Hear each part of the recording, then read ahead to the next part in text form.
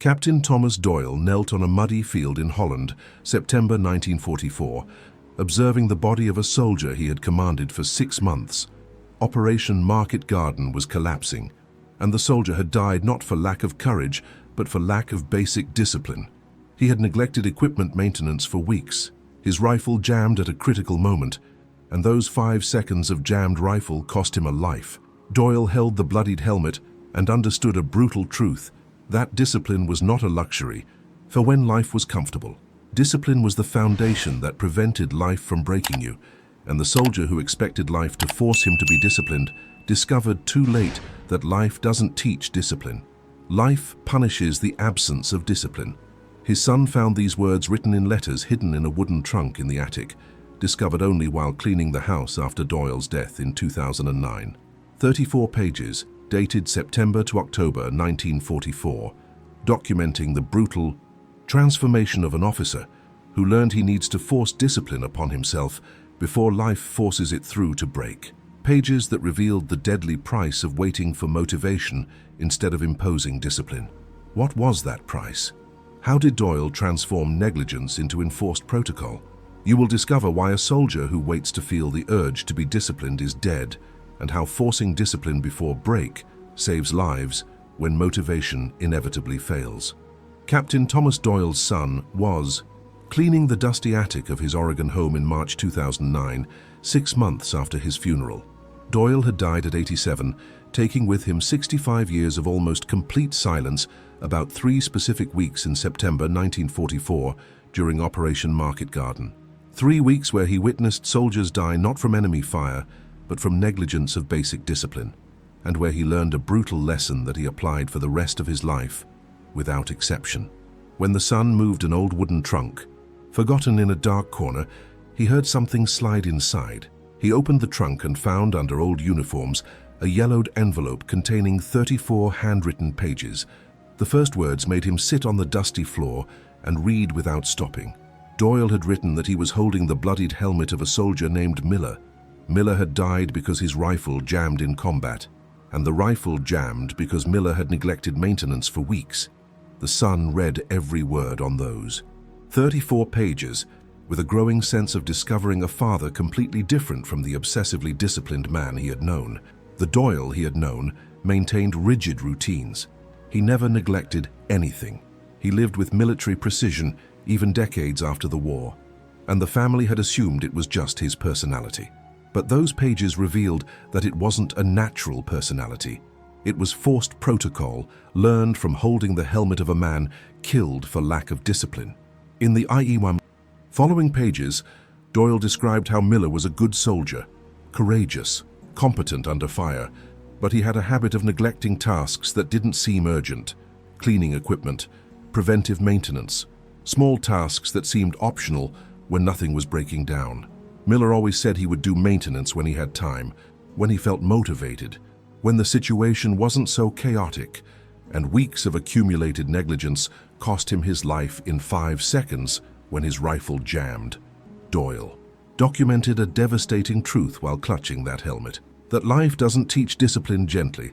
Life punishes a lack of discipline brutally. Miller had waited to feel the need to be disciplined. He had waited for the situation to force him. And when the situation finally forced it through locked rifle, it was too late. There was no second chance. Discipline he hadn't forced upon himself weeks before cost him his life when life exacted its price. The son realized as he read that those pages weren't just about military warfare. They were about why most people wait for life to force them into discipline instead of forcing discipline upon themselves before life breaks them, and about the brutal price of waiting for a breakdown instead of imposing discipline preemptively. Doyle had learned that a soldier who waits for motivation to be disciplined discovers that motivation comes only through pain that could have been avoided. If you're listening to this now, don't abandon Captain Thomas Doyle at this moment of holding a dead soldier's helmet due to negligence of basic discipline, discovering that you need to force discipline on yourself before life forces you through to break. Leave your like as a soldier who recognizes that you too expect to feel the urge to be disciplined instead of forcing discipline now, because the next 3 weeks will reveal Why imposing discipline before break saves lives when motivation inevitably fails. Doyle wrote that in the weeks before Miller died, he had observed a devastating pattern. Miller always had a logical reason to postpone discipline. After a brutal day of combat, he would say he was too exhausted to properly clean his rifle. He would do it tomorrow when he had the energy, when the situation was calmer, when he felt motivated, and tomorrow would arrive with new reasons to postpone, new combat, new exhaustion, a new cycle of waiting for the right moment that never came. He described a specific conversation 3 days before Miller died. Doyle had noticed that Miller's rifle was visibly dirty. He asked when was the last time he had done a full maintenance check. Miller admitted it had been perhaps 2 weeks, and Doyle said he needed to clean the rifle that night. Miller agreed, but said he was exhausted from patrolling, that he would do it tomorrow without fail, that he just needed a night's rest first. And Doyle didn't push it. He let Miller postpone it. Tomorrow arrived with a new battle, and Miller was once again too exhausted. He said he would do it after the next mission, and Doyle watched the cycle repeat itself. Miller waiting for a moment when he would feel the energy and motivation to do maintenance, but each day brought new exhaustion, a new battle, a perfectly logical reason to postpone discipline for another day, and negligence accumulated while Miller waited for motivation that never came. That revealed a truth that self-help society rejects, that motivation does not precede action. Motivation follows forced action. Miller expected to feel motivated to be disciplined, and while he waited, discipline never happened. Because motivation doesn't magically appear. Motivation is the result of forcing discipline even without feeling the desire. But Miller had reversed the order, and he was trapped in a loop of waiting for motivation that would only come through discipline he refused to enforce. Doyle documented that he recognized the pattern because it had been exactly like that before the war. He waited to feel the urge to be disciplined before acting, and he spent months postponing it because the urge never came. Military training had brutally broken that pattern. It didn't ask if the soldier felt motivated. It forced action regardless of motivation. And Doyle had learned that forced discipline created momentum that eventually generated something resembling motivation. But motivation never came first. In the following days, Doyle watched Miller continue the cycle, the rifle getting progressively dirtier, maintenance being postponed day after day, and every time Doyle suggested cleaning the rifle, Miller agreed. He said he would do it, but always later, always tomorrow, always when he felt the energy. And Doyle didn't force him because he respected Miller's autonomy, because you assumed that a responsible adult would eventually do what needed to be done. On September 19th, the platoon unexpectedly engaged in combat. Germans ambushed their position. Miller was providing cover when a German soldier appeared 20 meters away. Miller pulled the trigger, and the rifle jammed. Accumulated dirt from weeks of neglect had created a mechanical failure. Miller tried to unjam it. It took perhaps 5 seconds, and in those 5 seconds the German soldier fired.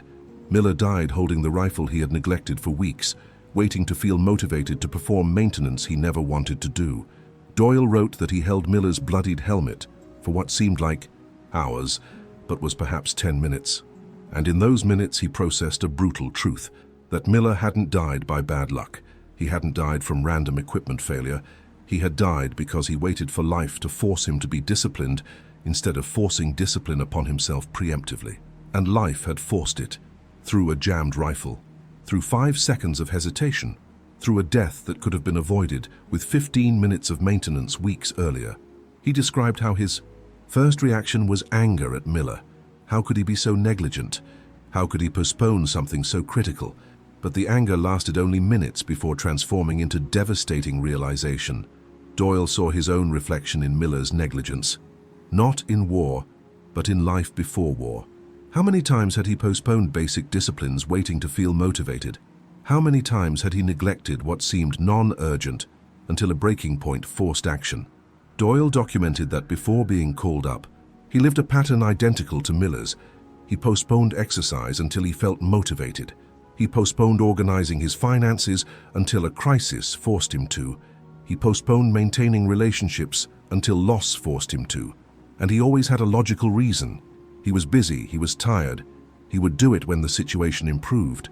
and the situation never improved because accumulated negligence created crises that consumed energy that should have been invested preventively. That revealed a pattern that modern society normalizes, that most people live reactively. They wait for a breakdown before implementing discipline. They wait for a medical diagnosis before taking care of their health. They wait for a financial crisis before organizing their finances. They wait for the end of a relationship before investing in a relationship, and they call that living. But it's just systematic negligence disguised as waiting for the right moment. Doyle wrote that he recognized a deadly cycle. A person neglects basic discipline because it doesn't seem urgent. Neglect accumulates silently, and eventually the accumulation reaches a tipping point where a breakdown occurs. Breakdown forces action through pain, and the person finally implements discipline that they should have enforced months or years earlier. But they implement it too late to prevent harm. They implement it only to contain a breakdown that preventative discipline would have avoided altogether. Miller had lived through that cycle, to its fatal conclusion. He neglected the rifle because it seemed to be working fine. Neglect accumulated for weeks, and when the rifle broke down at the critical moment, it was too late to implement maintenance. It was too late to avoid the consequences. The discipline he hadn't forced upon himself when the rifle was functional cost him his life when it failed. Doyle realized a fundamental truth while holding that helmet: that life always exacts a price for negligence. The question isn't if. Life will exact a price. The question is when. And the price is always higher when exacted through breaking a rule than it would be if discipline had been enforced preventively. Miller paid with his life. Others pay with their health, others with relationships, others with wasted years. But life always exacts a price. Doyle wrote that same night after burying Miller, he made a brutal decision. He would no longer wait to feel motivated to be disciplined. He would no longer wait for life to force him through breaking. He would force discipline on himself preemptively, even without the will, even without the energy, even when it seemed unnecessary, because he had learned that the price of waiting was greater than the cost of forcing. He described how he implemented the protocol immediately. At 7 o'clock that night, he was exhausted from combat and burials. His first reaction was to collapse and sleep, but he forced himself to perform complete rifle maintenance before going to sleep, not because he felt motivated, not because the rifle looked dirty, but because he had decided that maintenance would happen every night without negotiation, regardless of how he felt, regardless of how tired he was.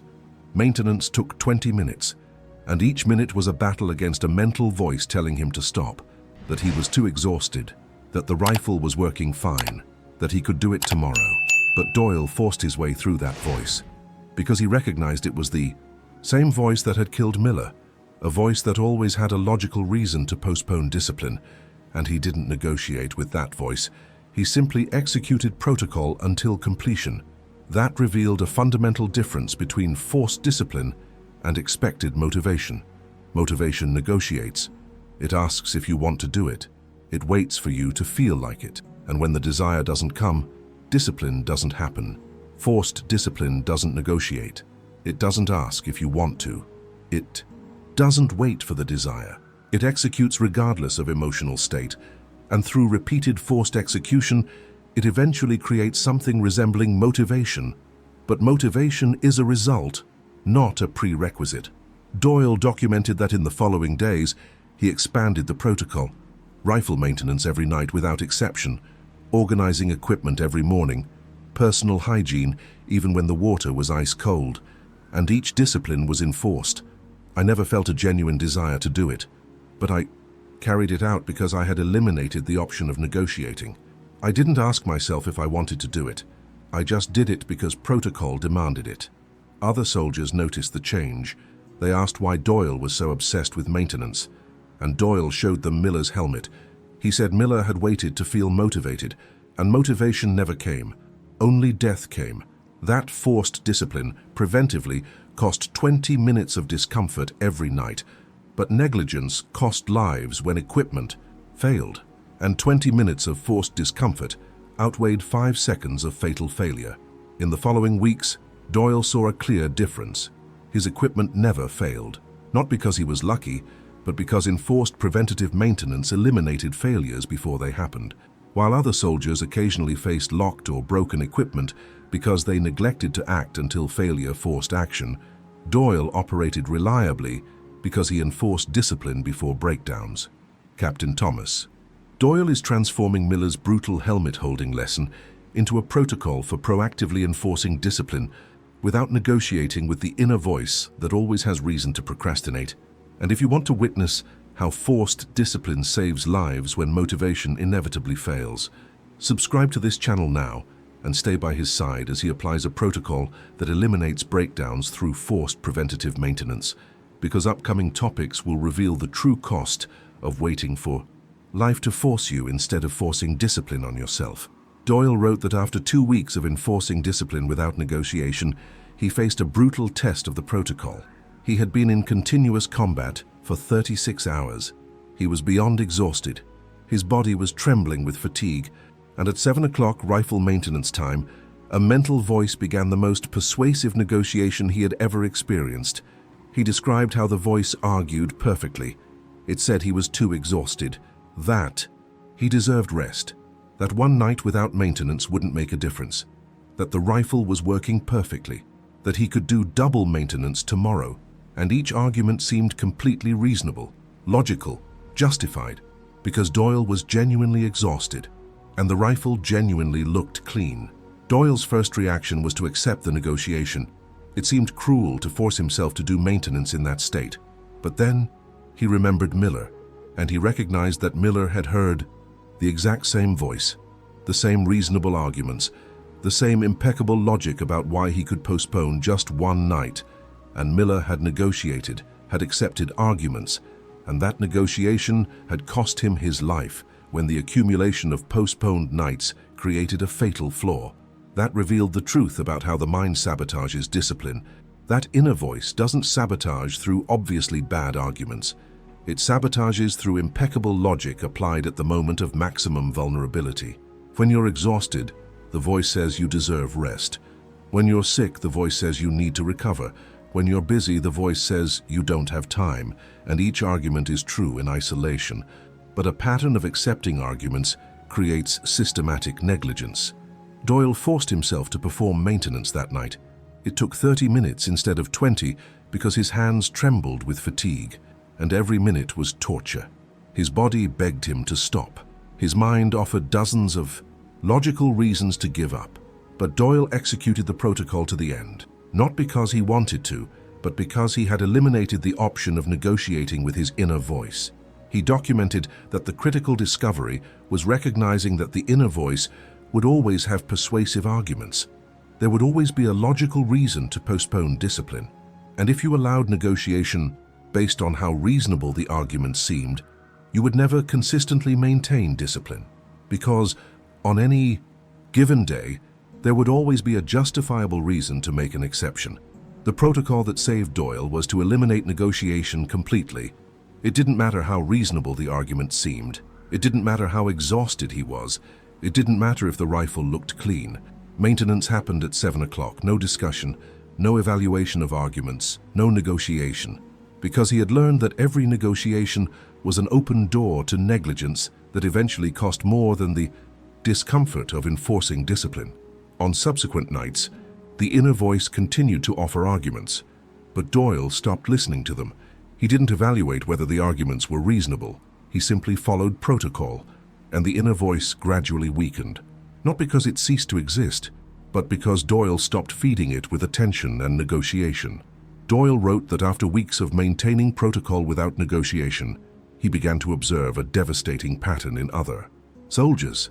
He saw in their eyes the same inner voice that Miller had heard, a voice that always had a logical reason to postpone discipline, and he saw consequences silently accumulating until it broke down too late.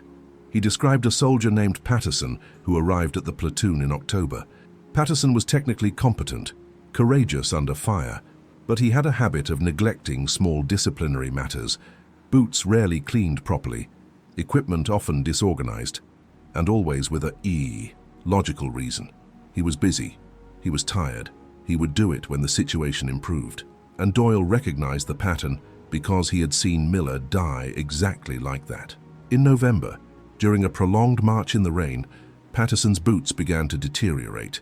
The leather had cracked due to weeks of neglect in maintenance, and the cracks created severe blisters. Patterson could not march properly. He had to be temporarily evacuated, and he lost 3 weeks of combat, not because of war wounds, but because of neglect in maintaining boots that 15 minutes a week would have completely prevented. This revealed a pattern that Doyle saw constantly repeating itself. Soldiers neglected basic discipline because it didn't seem urgent. Negligence accumulated silently, and eventually accumulation created a breakdown that forced action. But action forced by a breakdown always cost more than preventative discipline would have cost. Patterson paid with 3 weeks of evacuation. Others paid with broken equipment at a critical moment. Miller had paid with his life. Doyle documented that he tried to teach protocol to other soldiers. He showed them Miller's helmet. He explained that enforced discipline, when done preventively, cost 20 minutes of discomfort. But negligence cost a much higher price when life demanded its due. And some soldiers listened. They implemented the protocol, but most resisted. They said Doyle was obsessive, that small negligences made no difference, and they kept postponing until forced action was necessary. He wrote that resistance revealed something profound about human nature, that most people prefer to risk future breakdown rather than face the present discomfort of forcing discipline, that they choose the immediate comfort of neglecting things even knowing intellectually that they will pay a higher price later, because future pain seems less real than present discomfort, and the mind rationalizes that breakdown won't happen to them. In the following weeks, Doyle maintained protocol while watching other soldiers negotiate with negligence. He saw equipment deteriorate, he saw small problems accumulate, and occasionally he saw breakdowns occur. Soldier with jammed rifle, soldier with destroyed boots, soldier with malfunctioning equipment. And each time the soldier had neglected exactly what broke. He had waited for life to force through breakdown instead of enforcing discipline preventively. If you're witnessing Captain Thomas Doyle upholding strict discipline protocol while observing other soldiers negligently negotiating and paying the price through breaches that preventative discipline would have avoided, leave a like now as a soldier who recognizes that you too negotiate with an inner voice that has logical reasons for delaying discipline, because upcoming topics will reveal how to apply non-negotiation protocol outside of the battlefield. Doyle returned home in June 1945 and discovered that Miller's lesson wasn't just about military warfare. It was about any area of life where negligence silently accumulates until it breaks down, forcing action too late. And in the 65 years after holding that bloodied helmet, he applied a protocol of forced, no-negotiation discipline in every area of life, even when it seemed unnecessary, even when an inner voice offered logical reasons to make an exception. He wrote that in 1952, while working in construction, he observed a pattern he recognized from the war. Colleagues neglected preventative maintenance on tools. They said they would do it when tools started to fail, and tools eventually did fail.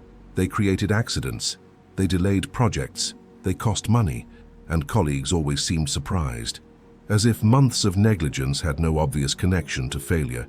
Doyle maintained his tools impeccably, not because he felt motivated, but because he had learned that forced preventative maintenance cost 15 minutes a day. Neglect cost accidents, delays, and occasionally injuries when tools failed, and 15 minutes of enforced discipline outweighed hours of dealing with the consequences of breakdowns. In 1968, when his teenage son began neglecting his studies, Doyle recognized a pattern. His son said he would study when he felt motivated, when the subject became interesting, when he had energy, and Doyle saw Miller in those words. He saw a person waiting to feel the urge instead of forcing discipline, and he taught a brutal lesson that life doesn't wait for you to feel motivated. Life exacts a price for negligence when it breaks down. Doyle implemented a protocol with his son. Studying took place from 7 p.m. to 9 p.m. every night. No negotiation, no assessment of whether the son felt like studying, no discussion about whether the subject matter was interesting. The protocol was executed regardless of emotional state, and the son initially resisted, but grades improved drastically, not because the son developed a love for studying, but because enforced discipline eliminated the negligence that created mistakes. For decades, Doyle applied the same protocol to health, finances, relationships, and home maintenance. Exercise happened at 6 in the morning. Financial organization happened every Sunday. Time with his wife happened every Friday. Home maintenance happened every Saturday. And no discipline was negotiable. It didn't matter if he felt like it. It didn't matter if he was tired. The protocol was executed. He documented that throughout his life, he saw people around him living Miller's pattern, neglecting health until diagnosis forced change, neglecting finances until crisis forced organization, neglecting relationships until loss forced investment, and always surprised when the breakdown happened, as if years of neglect had no connection to consequences. Doyle maintained protocol until the last years of his life, and while others of the same age faced multiple health, financial, and relational crises created by decades of neglect, Doyle operated with stability, not because he was lucky, but because he had proactively enforced discipline for 65 years. He had paid a small cost of daily discomfort instead of the high price of eventual breakdown. In the last decades of his life, Doyle wrote that he began to recognize a pattern in people around him waiting for life to force them to be disciplined. He saw in their eyes the very negligence that had killed Miller. People postponing basic disciplines with logical reasons, waiting to feel motivated, waiting for the situation to improve. And when he saw a pattern, he offered the same brutal lesson that the bloodied helmet had taught. Force discipline on yourself before life forces it through to break you. He described a specific conversation in 1989 with a neighbor who was neglecting his health. The man was 42 years old, high blood pressure, overweight. He knew he needed to change his diet and exercise, but he always had a reason to postpone it. He was busy, he was tired, he would start when work became less stressful, and Doyle recognized a pattern because he had heard Miller say exactly the same things about rifle maintenance. Doyle asked how long a man would wait to feel motivated before forcing change. The neighbor admitted he had been waiting for years, that there was always a reason to postpone it for another month. And Doyle told him a brutal truth, that life wouldn't wait for him to feel motivated. That life would exact a price through heart attack or stroke when accumulated neglect reached a critical point, and that the price of breaking down would be infinitely greater than the discomfort of forcing discipline now. The neighbor initially resisted. He said that forcing discipline without motivation seemed unsustainable, and Doyle responded with a lesson from 65 years ago. That motivation would never precede discipline. That motivation was the result of repeatedly forcing discipline, that waiting for motivation before acting guaranteed that discipline would never happen, and that the only way to break the cycle was to force action regardless of emotional state. Doyle taught a simple protocol: identify a critical discipline that was being neglected, set a specific time to execute it, and execute it at that time without negotiation, without evaluating whether you felt like it, without arguing with your inner voice. Just forced daily execution until it becomes automatic. A neighbor implemented a protocol, a 30-minute walk at 6 in the morning every day. He reported that the first few weeks were a brutal battle against a mental voice offering reasons to skip it. But by forcing it through daily resistance, the mental voice weakened. And after months, he discovered that he had developed something akin to motivation.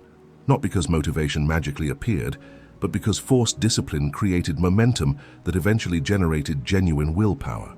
Over the years, Doyle taught protocol to dozens of people, and each one received the same message: that life always exacts a price for negligence, that the question isn't if life will exact a price, but when, and that proactively enforcing discipline costs only small daily discomfort, but waiting for life to enforce it through breaking costs a devastating price that proactive discipline would have avoided. Those who applied the protocol reported transformations, not because they developed a love for discipline, but because they stopped negotiating with the inner voice that always had logical reasons for procrastination. And by eliminating negotiation, they eliminated the negligence that eventually created breakdowns. Doyle wrote that in the last decades of his life, he observed a psychological pattern that explained why most people neglect discipline until forced to break. It wasn't ignorance. People knew intellectually that negligence would eventually cost them, but they operated under the unconscious illusion that breaking would happen to others but not to them. that they could continue neglecting indefinitely without consequences. He described how he saw the pattern repeat in different contexts. People neglecting health, assuming they would have decades before seeing consequences. Neglecting finances, assuming emergencies would never come. Neglecting relationships, assuming their partner would wait indefinitely. And each person seemed genuinely surprised when a breakdown so occurred, as if years of neglect had no obvious connection to the consequences. Doyle recognized that illusion because Miller had operated under it. Miller had neglected the rifle, assuming that failure wouldn't happen to him, that it happened to other soldiers, but not at his critical moment. And that illusion had cost lives when reality exacted a price that illusion had denied, that revealed a brutal truth about how the human mind works, that the mind is extraordinarily good at rationalizing, that the consequences of negligence don't apply to you, that you are an exception, that you have more time, that the breakdown that happened to others won't happen to you, and that rationalization allows you to continue comfortably neglecting until reality destroys the illusion through brutal breakdown. Doyle wrote that the difference between people who enforce discipline preemptively and people who wait for breakdown wasn't intelligence. It was acceptance of reality. People who enforced discipline had accepted that life exacts a price for negligence without exception, that you are not special, that breakdown will come if negligence continues, and that the only way to avoid breakdown is to enforce discipline before breakdown happens. People who expected failure were operating in denial of that reality. They implicitly assumed they would receive warning before failure, that life would offer second chances, that they could implement discipline when failure approached. And then, they were shocked when failure happened without warning, when a rifle jammed at a critical moment, when a heart attack occurred without preparation, when a relationship ended without opportunity for recovery. Doyle maintained protocol for 65 years because he had abandoned the illusion of exceptionality. He knew that negligence would come at a price, that life would make no exceptions for him, and that the only way to avoid paying the price of failure was to pay the lower cost of forced, daily discipline. 20 minutes of discomfort every day to avoid years of consequences when failure eventually came. He documented that in his final years, he saw an entire generation raised under the illusion that discipline is optional, that you can wait to feel motivated, that life will give warnings before exacting a price. And he was watching that generation brutally discover that reality doesn't negotiate, that life exacts a price for negligence without warning and without exception. Captain Thomas Doyle died in September 2009, 65 years after holding Miller's bloodied helmet and learning that he needed to force discipline on himself before life forced it through to break.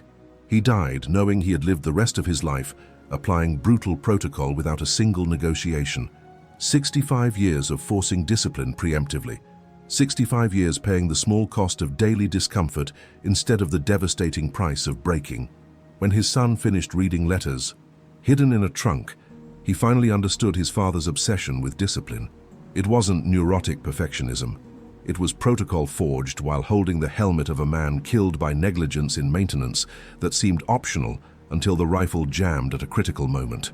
It was brutal wisdom that life doesn't teach discipline gently. Life punishes the absence of discipline when it eventually breaks down, exacting the price that negligence accumulated.